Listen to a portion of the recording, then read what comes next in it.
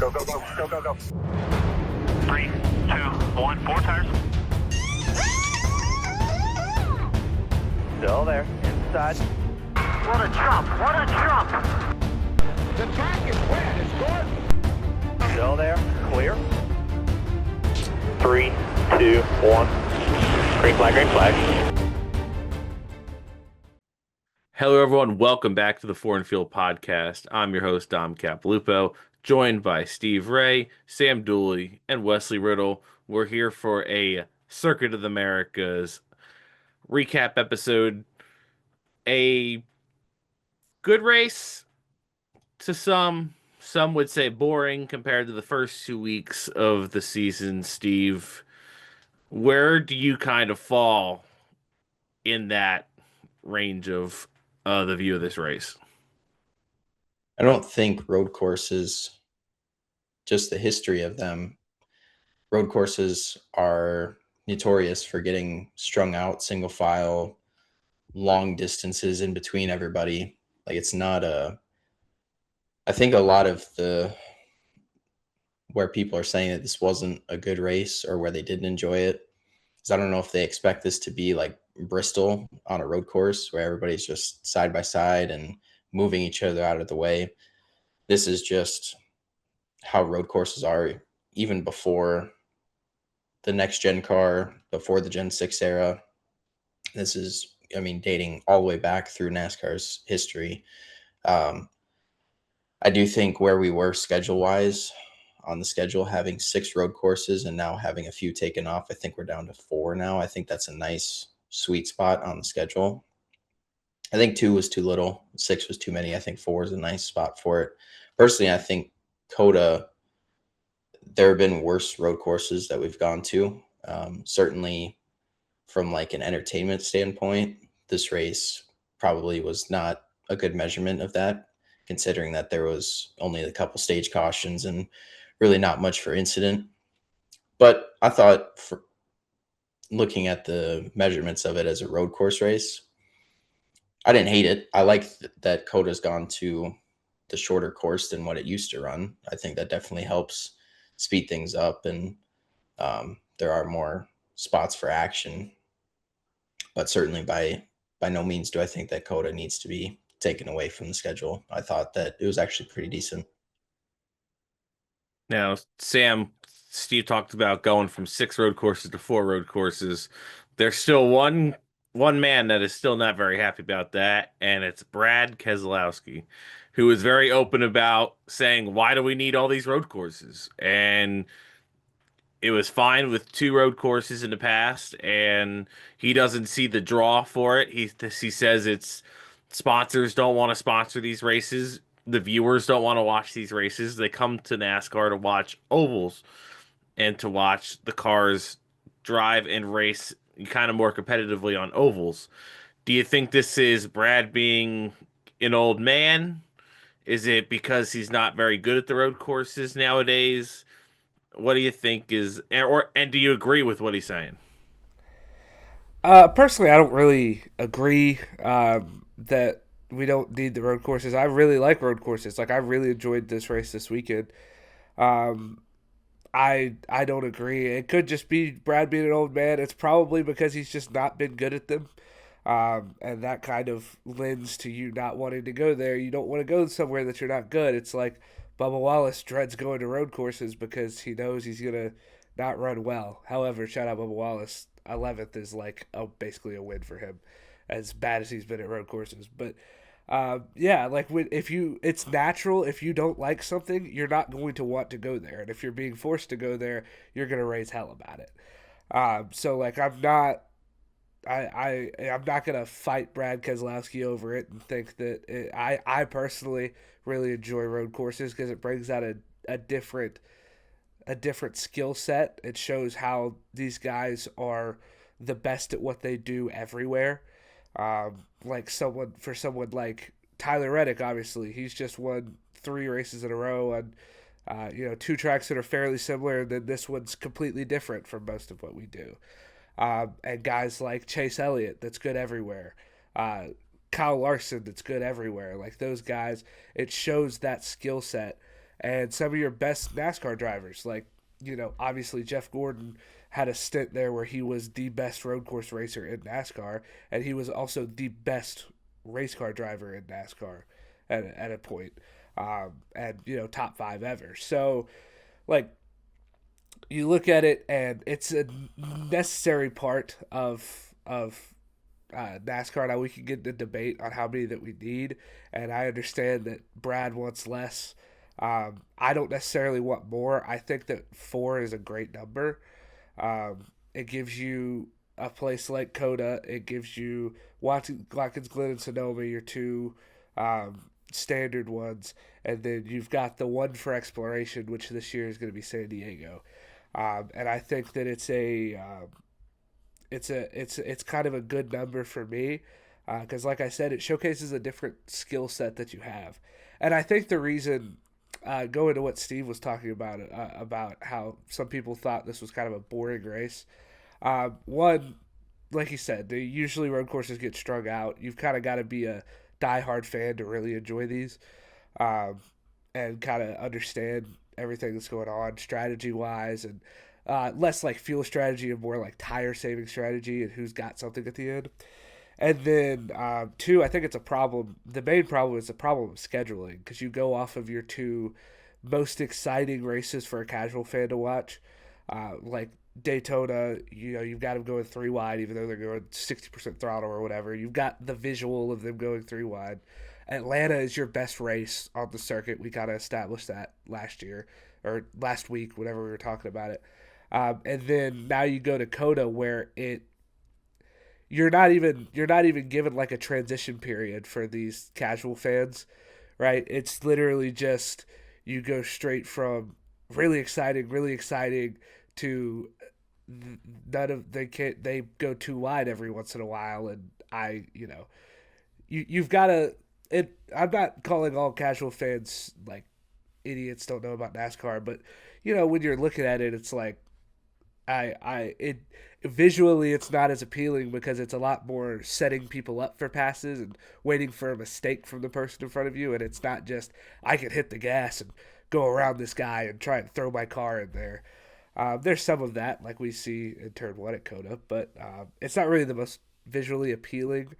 And I think the biggest issue with where COTA fell as the 3rd race after 2 of the most exciting races that we have on the schedule. Absolutely. And Wes, Connor Zilisch, you were saying it before the season started. Look out for him. He is going to impress right away. And he sure did that, even in a 14th place finish, because he got spun out twice. And that run on that last 17 laps where he drove from 33rd after getting spun out, this wasn't on a restart with, a caution to get new tires. He drove from 33rd on arguably probably flat spotted, locked up tires back up to 14th, all under green flag condition. Yeah, it was very impressive. I think even just looking at where he is in the point standings, I feel like that's not indicative of how talented he is and what we're going to see the rest of this year. I mean, 2 of them are super speedways. He made a mistake at Daytona, but obviously he worked himself up from the back of the field at first, right? He was leading the field. It shows that he's capable of getting there. And if he can do that, at some point the wins are going to come. Atlanta, victim of circumstance. And then here, COTA, right, drove through the field twice. So, I mean, he has been a contender already. And I feel like if you just look in the book, right, it doesn't look like it. But with his on-track performance, he definitely has already shown up, and he's showing himself to be a definite contender. So disappointing that, 2 incidences kind of took him out of what we could have saw him do in that race, because it seemed like he might have been a threat for Tyler Reddick, SVG, Ryan Blaney. He could have been up there, but obviously it seems like it's a case for a lot of rookies, but qualifying, like just qualify better. And you think he would have at COTA, but obviously they didn't have something that some of the other guys had. So if he can improve that, and he will as the year goes on, just get more comfortable with hot laps, then he's going to be in good shape. And obviously for him, it's just limited practice too, right? There hasn't been that many practice sessions for him to just get a feel for a cup car, even with the runs that he had last year. So I'd keep an eye out for him. I think, super speedways, he's already shown up. Road courses, he is going to show up. Mile and a halfs, short tracks, question mark, but I think he'll still be there. Yeah, absolutely. And I mean, you look how many people would have bet that Chastain was going to be the highest qualifying Trackhouse car this weekend. You look at SVG qualifying 13th, Zilisch 25th, and then Ross qualified second. Now, the results, I mean, kind of what you expected. SVG was the top dog there, then Zilisch, and then Chastain. Obviously, incident for Chastain with the tire, relegated him to a 35th place finish. But definitely shows that SVG is going to have a handful with Connor for sure moving forward on the road courses because, yeah, I think he might, like, if, like you said, Wes, if he didn't get caught up in not one but two incidents, he would have been right up there, I think, challenging Reddick. I think he was faster than SVG, and it would have been exciting to see what he would have done with Tyler Reddick. Moving into the results. So your top 10, to just run that down. Tyler Reddick, your winner, stays batting 1,000. We'll talk about him in a little bit. SVG second. Guys Human at COTA. Just still has yet to win there in Cup. Did get the win on Saturday in the O'Reilly Series. Christopher Bell third, defending winner. Just kind of never seemed like he was the best car all day. Third seemed like the high point for him. It was about maybe a third to sixth place car. Ty Gibbs, impressive run to get up to fourth there after all the controversy the past couple weeks with this whole Chris Gabehart deal. Really important for the 54 team to get out there and get a top five and move them to 17th in points, the highest. They're technically the lead dog at Joe Gibbs Racing right now, so that's really good for Ty and that team. Michael McDowell gets a fifth place finish. Kind of worked some strategy again. They're being aggressive this season on the strategy, and so far it's working out. Kyle Larson sixth, Chase Elliott seventh. Those guys just kind of hung around that area all day. Ryan Blaney got eighth. Probably not indicative of the speed of that car. He was definitely a top three car. Arguably on Saturday, it looked like he was the best car. So eighth may have been a little disappointing for that team. AJ Allmendinger ninth. Just another solid, clean run for AJ at a road course. And Denny Hamlin rounded out the top 10. First top 10 at COTA for Hamlin. So any of those top 10s really stand out to you, Steve? Well, for me, I think the guy that stands out the most, not so much of his ability at road courses, but AJ Allmendinger, top 10 in both stages and ended up, with a top 10 in the race. It was a big question mark going into this year. Something that we covered during our colleague episode was how well are these colleague cars going to run without having the RCR Technical Alliance that they did in years past, and now kind of going to still getting engines from ECR, but kind of more of an independent role for colleague on the Cup side of things, with the Dodge deal looming out in the distance. So it's just kind of an unknown of what was going to happen with the cars of Ty Dillon and AJ Allmendinger. So to have a good run like this, because there were some road courses last year where we expected AJ to have good runs and just never happened.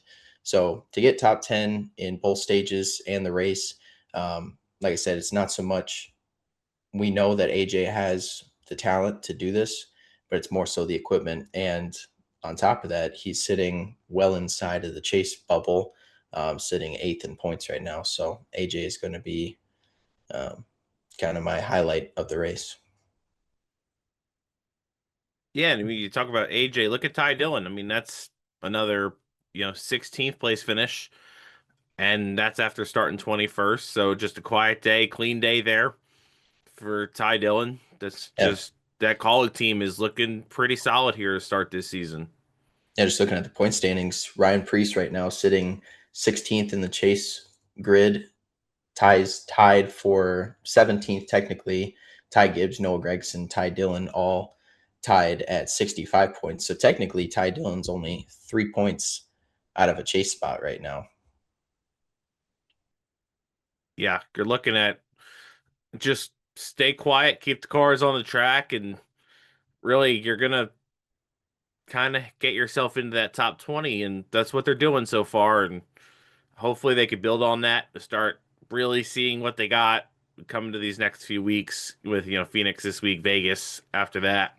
So, good start for Colleague, but just got to see where they're at, their program's at, and hopefully they're just running, back half of the 20s or 30s come Phoenix this week to keep that momentum up. It was impressive to just seeing Allmendinger kind of persevere through that race, after the cool suit failed, and just, for his age compared to some of the other competitors, right? You think it would be tougher for some of the older guys to be able to maintain and continue to push. So I feel like just with where the expectations were with Colleague before the year, and then to see AJ show up after kind of a disappointing 25 on the road course calendar, right? It was just a good testament, I feel like, to what he's capable of, and as a driver. And we're never really able to see exactly the full potential of Allmendinger, just because he's never really had that like locked in full time solid ride. But obviously he's showing up this year, and Ty Dillon's, doing pretty solid too. Ty had a really good run at Daytona. I feel like he was in the top 10 majority of that race, and still was able to come away with 14th. So obviously, again, super speedways, road course, the mile and a halfs are going to be tough, but so far so good. And so we'll go from there. And I mean, let's talk about our winner here, Tyler Reddick. I mean, there's just not much else to say that we haven't said already the past couple weeks. The start is the best start in NASCAR history for the first three races ever. So first driver ever. I mean, that's hard to believe, but the first time ever someone's won the first three races of the season. He has a 70-point lead. I mean, that's insane. Imagine someone did that to start the chase. I mean, you could almost write them in for the championship at that point. And Reddick right now, Denny Hamlin said he's almost a virtual lock for top three in the regular season. And I mean, it's going to be tough he's up 86 points on fourth place already. That's a race and a half in the standings. And I mean, you give Reddick a few weeks here. I mean, I don't know if he's going to win Phoenix, and we'll talk about that in our Phoenix preview episode, but I mean, just there's no better start, and Bubba Wallace second still after the road course. He 23-11 still on top of the world for sure. Yeah, they certainly are. It's when they came across with that stat of nobody's won the first three races, I thought for sure, Richard Petty won 200 cup races. You mean to tell me that Richard Petty never won the first three races? So that was pretty cool to see in all of NASCAR's 75 plus years of history that this has actually been accomplished now. That's pretty cool to see. And yeah, just the points lead, like you said, Dom, 70 points up on second place. I would be curious if they kept this up, not necessarily winning, but they kept these good runs up and stage points and blah. By the time that we get to the summer months, we get close to the chase of how much that could continue to grow from here, because 70 points across three races, and we're getting to places where 23-11 is still really, really good. It's going to be fun to watch and see how the point standings shake up. I mean, just to put that into comparison, the gap between Bubba Wallace and Reddick is 70 points. The gap between Bubba Wallace and second to 70 points back takes you all the way to Chase Briscoe in 27th. That's just how impressive Reddick's first three starts are, and I don't see it slowing down anytime soon. Momentum is on that 45 team side. It seems like they can't do no wrong. Yeah, you got Chase Elliott third in points, Steve. I mean, it's about as solid as you could, ask for that 9 team. I mean, is Alan Gustafson's job safe for now? No, I mean, I don't know who. The thing with Allen, who do you replace him with, right? Like Allen, we've seen it with some of these crew chiefs that they go in and I'm be curious to watch guys like Jim Pullman, new crew chief for Kyle Busch. There's just the next gen car is so much different from any other generation of car series that we've ran in the past. So while there are still times that I roll my eyes, wonder what Allen's doing. Don't get me wrong, he's had a lot of experience with this next gen car. Third in points for the 9 team is really solid. I mean, 2 points out of second place. And we talked about this when the new points format got announced. This falls right into Chase Elliott's lap with the amount of consistency that he has. He's probably not going to go out and light the world on fire with 9-10 wins like we saw Kyle Larson did, a handful of years ago. But if he can go out and top 15 and top 10 you to death, they're going to be right there. If they can continue this, you're looking at a guy that's going to be top 5 in points going into the chase for sure. Now, let's go to these guys in the top 10 still that you might not expect. SVG's 5th in points. Daniel Suarez is 7th in points. And then we already talked about Allmendinger, but he is 8th in points. McDowell's 9th, Hocevar 10th. Zane Smith is still there in 14th in the chase, too. I mean, these are some names that you probably don't expect to be locks for the chase, and they're sitting there in chase spots right now.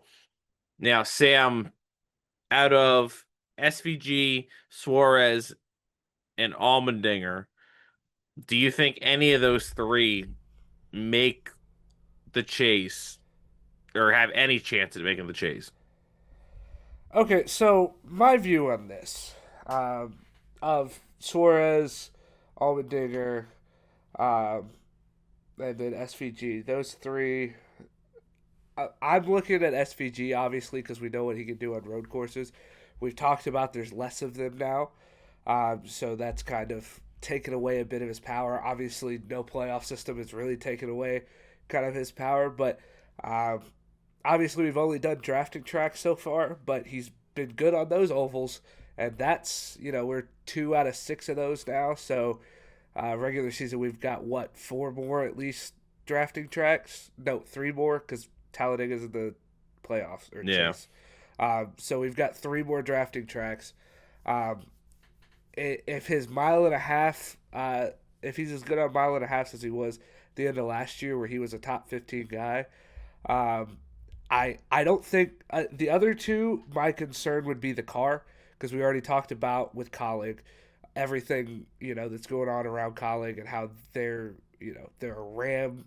They're pretty much a Dodge team now, and they're just waiting for Dodge to get to the Cup Series, and so they don't really have any real help. I'm gonna see them dropping.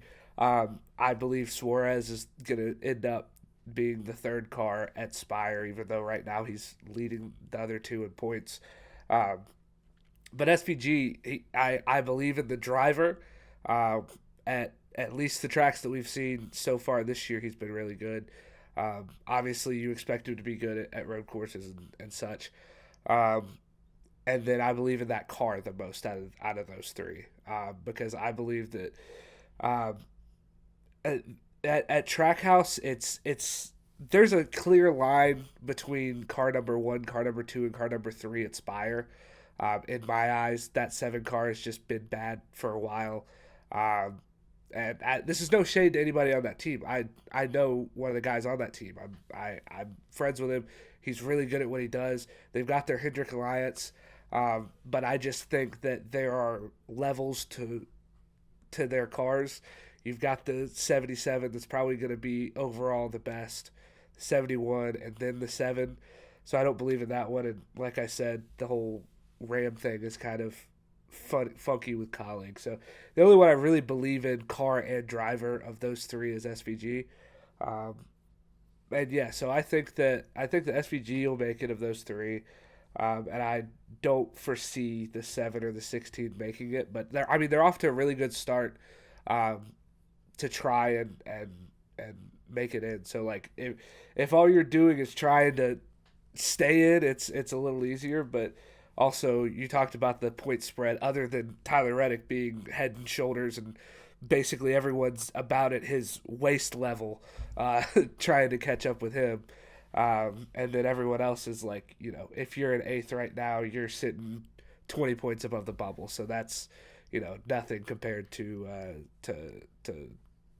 what could be gained in like even a week. So if you ask me after Phoenix and those three are still in the top 10, I'll honestly be very surprised. I think that SVG could do it. I don't foresee the other two even really being in the top 10 after Phoenix. Yeah. And so let's go to the opposite end of the standings here. And that's going to lead me right into Dom's disappointment of the week. And it's going to be Austin Cindric. He is sitting 31st in points. He qualified 28th and finished 32nd. And where was the two-car all weekend? Where was he? I don't think I remember seeing him in the race on Sunday. And while his teammate is up there, dominating in practice and arguably had the best car in the first stage, Austin Cindric is sitting here putting around in 30th. And we talked about it in the Penske preview going into the season that Austin Cindric needed to get off to a quick start or he was on the hot seat, and that seat's only getting hotter every week. And yeah, right now it doesn't look very good for Austin Cindric because 31st in points, you're sitting behind people like Cole Custer, you're in big trouble. Carson Hocevar wrecks on the last lap, which everyone knows, the call heard around the world from Mike Joy, and Austin Cindric still finished behind Hocevar. I mean, that's just bad. Yeah, and Austin Cindric is the road course guy. That's his background. You look at a guy like Ryan Blaney and you don't think this guy is really good on road courses. He has certainly worked on his craft and has gotten much better at road course racing. But you think of road courses, you think that Austin Cindric's going to be the guy. He's going to be the guy that's battling SVG and Zilisch and things like that. And yeah, Dom, he got mentioned maybe once or twice on the broadcast, was certainly not up anywhere close to the top 10 the majority of the race.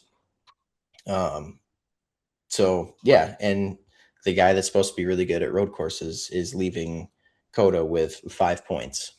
So, and that, just buries him back in the points, like you said, sitting, 31st right now. So yeah, time's ticking. I mean, he's not going to be taken out of the car before the end of the season. So he'll for sure be in the car until at least the end of the year. But man, I mean, if you're Penske, what do you do at this point? If it continues like this, how much longer do you let this experiment keep going on? When you have drivers like Josh Berry sitting in that 21 car, he'd probably do a lot better in a fully, full-fledged Penske car. And then you got drivers in the O'Reilly series that could step up. They could kind of poach from other teams because there's no Ford development program, really. I mean, that's kind of the first I heard earlier today was just Ford's got no development team. I think it was Skip Flores that said it. Ford's got no development team. The O'Reilly series is just the Chevy series. And then you got Keelan Harvick getting signed to, Toyota Racing Development. Where is Ford developing guys? They don't have that 22 Penske car to throw in, like Ryan Blaney, kind of got his start in that car. And Brad Keselowski ran that car a lot. And Joey Logano when he was first starting at Penske. And now there's nothing there. You have to poach from other teams, and it's harder to do that than kind of develop the guy you want. Instead, now you gotta let everyone get that inside information on that driver. And if they're going to allow them to get poached, maybe there is something wrong with that driver to allow them to get poached and not be locked up by that manufacturer. We had this conversation when we were talking about the RFK. I believe it was the RFK preview when we were talking about Brad Keselowski and looking forward at kind of what he's looking like as he gets older, and what his prospects are. But I honestly did not think this early in the season we'd be having this conversation about the 2 car.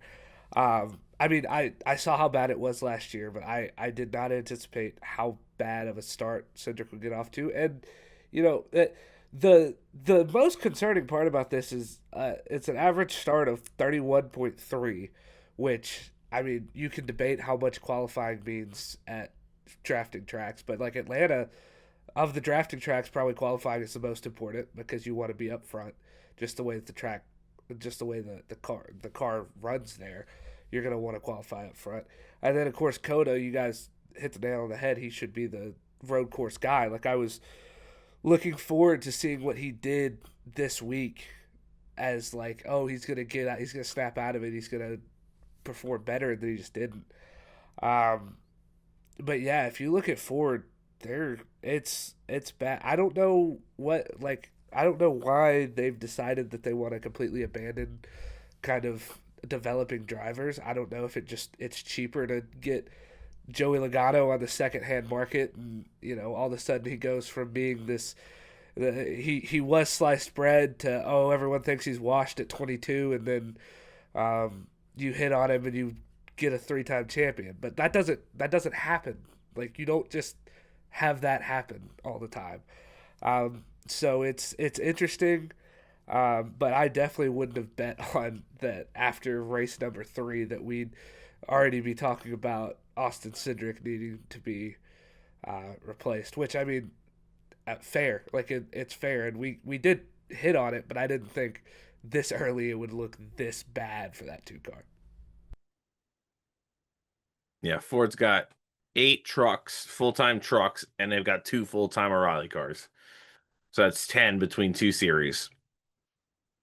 And you look at ThorSport, they're not in the business for developing drivers.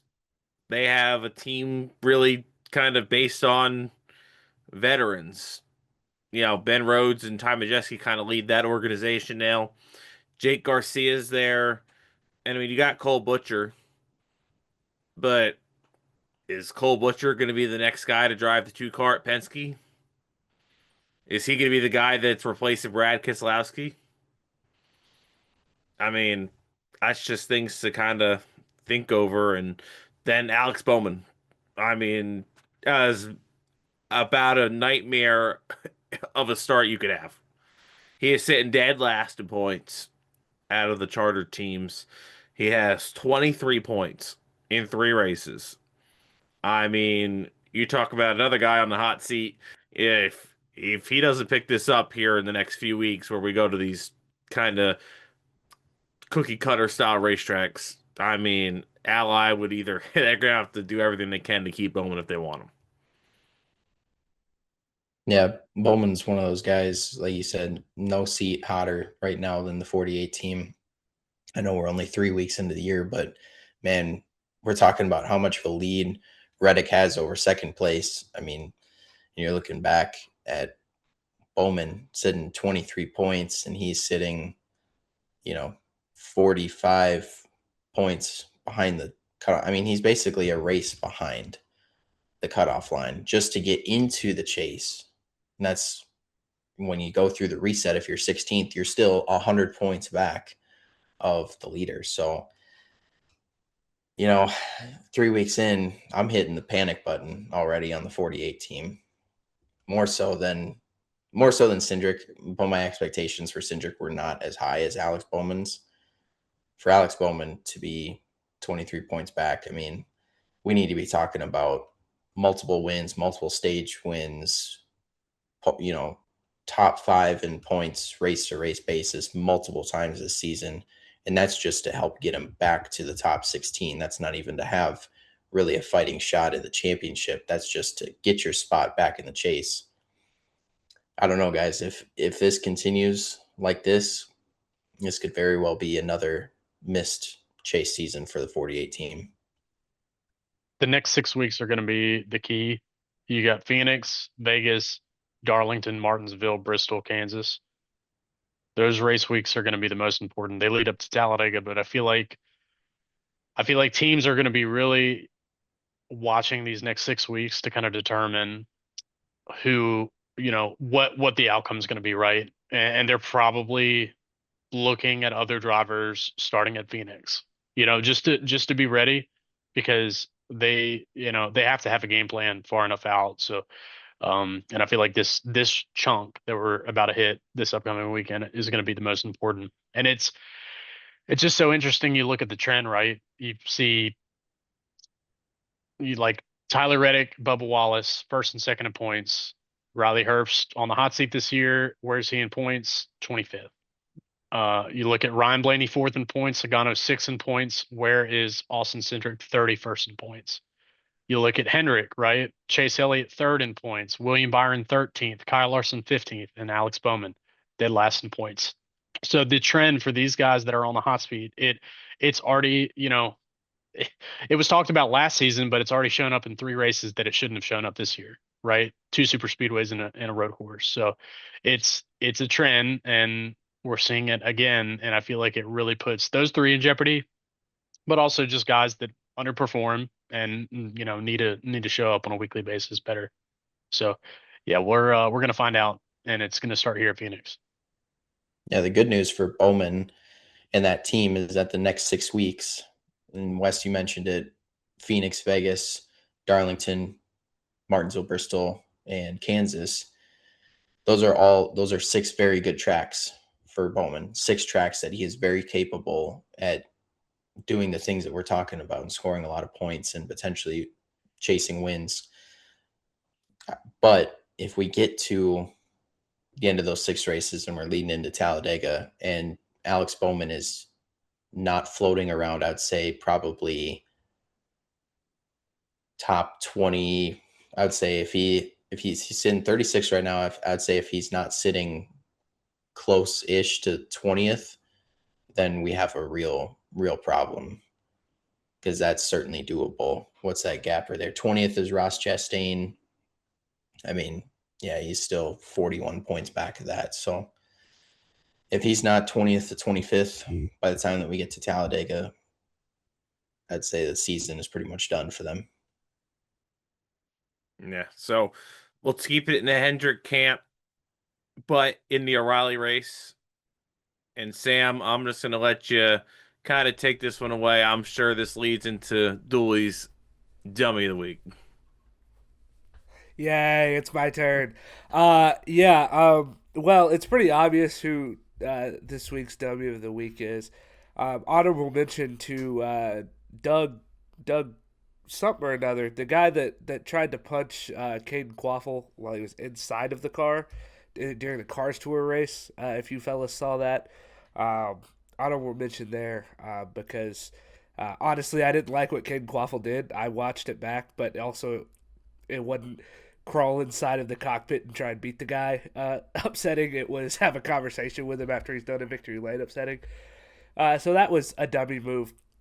But in the top 3 National Series, another honorable mention to Ross Chastain, because he all but took out Raja when Raja was actually having a borderline top 10 performance. But that's also a homer pick because I love Raja, and I'm going to blame Ross Chastain because that guy sucks. But the guy that really sucks that we're trying to get to here, Dooley's Dummy of the Week, would be the driver of the number 17 Hendrick Cars.com Chevrolet, which is Corey Day. People make mistakes and it happens. You could call this Dooley's Dummy of the Month because he's done it multiple times already this year alone, and it's happened multiple times before this.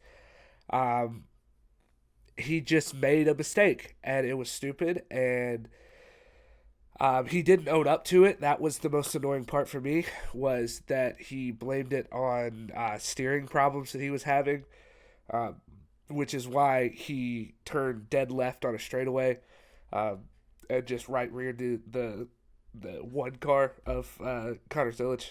So that made no sense. The reason I think he's the W is because he doesn't own up to it and he hasn't been. Um, I really think that someone needs to sit down with him. I and it's hard to have a sit down like this when what I really think the issue is that he's not ready to be where he is. He doesn't have really enough seat time to be just hopping straight into those O'Reilly's cars. They're difficult to drive, and while he's fast, he's really reckless, and it feels like they rushed him up really quickly because he's a dirt guy, and he didn't do. If I was listening to DBC, I think last night they were talking about how he didn't do like any asphalt transition. It was just like dirt, a couple of races at like Stafford or something, and then he was in an O'Reilly Series car, which I understand he's supposed to be the prodigy of Hendrick and he's supposed to be the new guy, but it's obvious that he needs to learn more, um, and he's making stupid mistakes, and it's things that you can't have happen, and it's things that if they do happen, you have to be honest about it.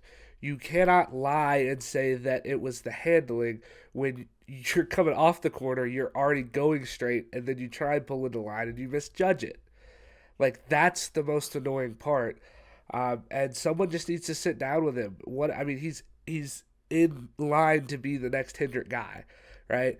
So one of those guys, like you got Jeff Gordon in that building, you've got Kyle Larson in that building, you've got Chase Elliott in that building, non-champion but still really good William Byron you've got in that building. Like you've got these guys that could talk to him and be like, hey, like just just don't take as much this week. Like just ride around if you've got a 10th place car, ride around in 10th place and learn. Run all the laps. Don't do stupid stuff because it just feels like not that you need to slow down kind of to go to get to where you want to go. Like it's weird to tell a race car driver to slow down, but he's driving so on the edge that his brain isn't keeping up with what his actions are. And he just needs to ease himself into it a little more, and that's hard. And I'll play devil's advocate on his side too, that you've kind of got this pressure of being the next guy, and now you think that you have to go out there and win every race, but he just needs to take a step back, realize that he's a rookie in this series, learn from veterans, lean on the people around him. And I think I'm not damning Corey Day to be a terrible driver. He just needs to make these adjustments, and he'll stop making these stupid mistakes. If he just thinks before he does something, if he just takes the time to learn a little bit more, and he's going to be a really good driver. But for this week, he's my W of the week because he took out the one car and then blamed his car for it. And we got the good old soundbite of Zilisch saying Corey Day's a hack, just an absolute hack. So I always knew Connor was a Denny Hamlin fan. I just had a feeling that he was a Hamlin fan, and he used a good time to he quote wasn't a good Hamlin old fan on Denny Sunday. I Hamlin. can tell you that much. I can tell you Connor Zilisch did not like Denny Hamlin on Sunday. I didn't like Denny Hamlin. He took Connor Zilisch out. I love you, Connor. Well, that might have been a little karma that rolled around to the 88 after he pile drove into Hamlin at Bowman Gray. Think Definitely that's the what might same have thing. happened. Definitely the same thing. For sure. Just Hamlin said he didn't even realize he caused that until after he saw the replay of it, and he apologized, and it wasn't anything super egregious. There's been a lot worse at that track, and honestly, I guarantee we're gonna talk about someone barreling on into turn one, and really it didn't happen. I'm really shocked that no one. Maybe it's the new point system, but yeah, no one really barreled it on in there from the 10th row and took out anyone in the front, which was nice to see. I think the only guy was Suarez, who just wanted to avenge or make up for the disappointment at Trackhouse just wiped out Zilisch the first time. Hamlin's was more of like a wheel hop, more than it wasn't him really overdriving the corner. Maybe, carrying too much speed for sure and could have overdrove it, but did more of an effort to actually slow the car down versus Suarez just kind of drove it in there. That was the only real incident other than, the Hamlin incident and then, some of the other contact. But yeah, turn one was pretty good for the most part. And I feel like that across all three series, it was better this year than other years. Yeah, Suarez has got something on those Trackhouse guys. He says he races how he gets raced, but I think he just sees a Trackhouse car and he uses it up every chance he gets. Yeah, Suarez saw Trackhouse and he just turned red, needed the Trackhouse cars out of the way.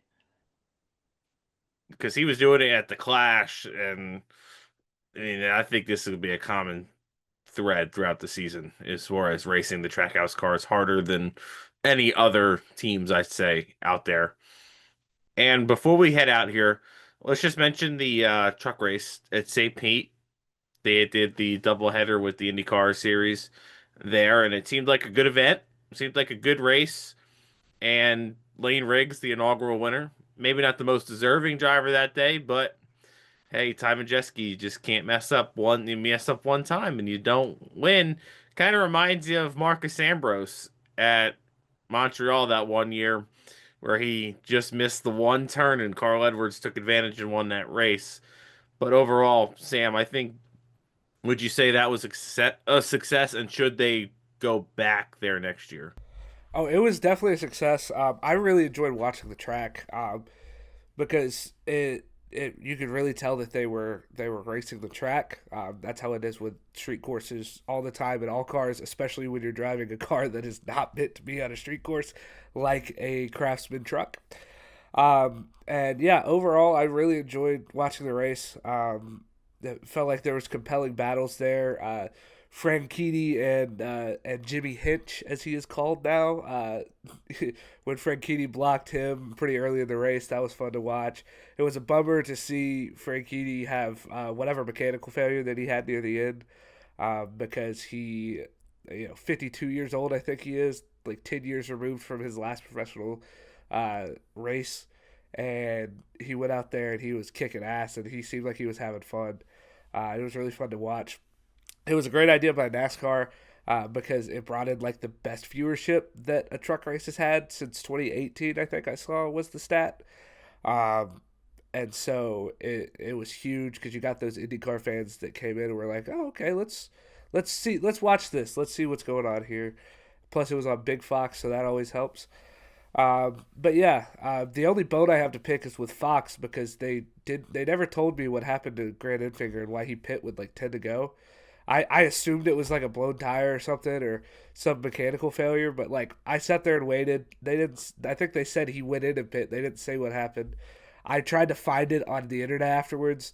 Couldn't find it. So if you're here and you know what happened, will you please like DM me on Twitter or like comment or something? Because I still don't know what happened to Grant. Because I was excited because he was in the top 10 the whole day, and then all of a sudden he went in pit with 10 to go and heard nothing about it and couldn't find anything about it. But other than that, it was great, and I thought their coverage was good, and it was just fun overall to watch the trucks go around on a street course for the first time. Yeah. So your weekend winners, you had Layne Riggs in trucks, SVG and O'Reilly, and Tyler Reddick once again in the Cup Series. So for Wes, Sam, Steve, I'm Dom, and we'll see you Friday for a Phoenix preview.